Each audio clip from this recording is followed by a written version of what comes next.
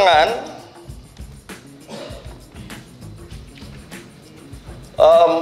tindak lanjut yang tadi disampaikan oleh Ibu Sri Mulyani.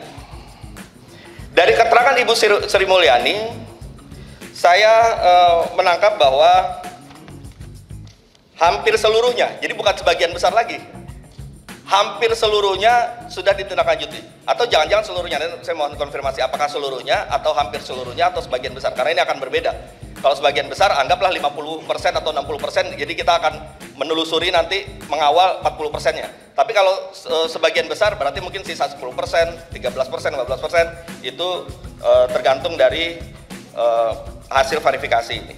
Nah, terkait dengan data ini, ya, kita kan mengiranya ini semua nih masyarakat Indonesia, termasuk kita yang ada di DPR, 349T ini adalah 349T yang masih terus bermasalah, yang harus kita kejar.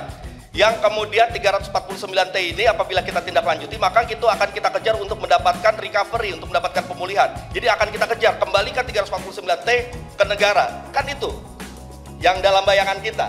Tapi dengan penjelasan Ibu Sri Mulyani, sepertinya tidak demikian. Mohon dikoreksi kalau saya keliru. Ya.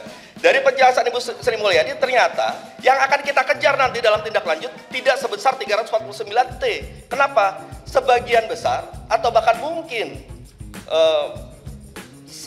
mayoritas itu sudah ditindaklanjuti. Nah, oleh karena itu saya mohon kepada komite untuk membuat satu paparan lagi, ya, tabel lagi dalam bentuk tindak lanjut. Kita pilah, ya, kita pilah dulu nih, pemilahan penting nih soal tindak lanjut. Apa yang dipilah?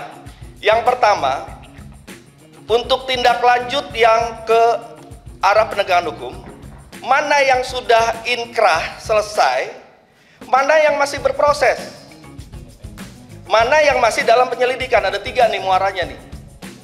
Kalau yang dia sudah inkrah, sudah selesai, berapa nilainya? Masing-masing berapa nilainya juga, supaya kita bisa tahu nanti 349 ini masih full atau berkurang. Kalau yang sudah inkrah, maka nilai keluarkan, sebutkan nilainya, maka dari 349 itu dikurangkan yang sudah inkrah, ketemulah angka. Yang kedua, inkrah baik itu pidana maupun mungkin non pidana, tapi dia memang bisa dikurangkan, ternyata clear gitu ya.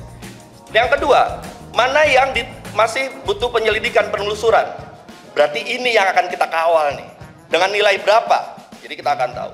Yang ketiga, ternyata juga misalnya selesai dalam bentuk clearance. Kan yang namanya transaksi mencurigakan ketika diverifikasi, dia bisa berujung pada penegakan hukum, dia bisa masih penelusuran lebih lanjut, bisa saja ternyata wajar, transaksinya wajar.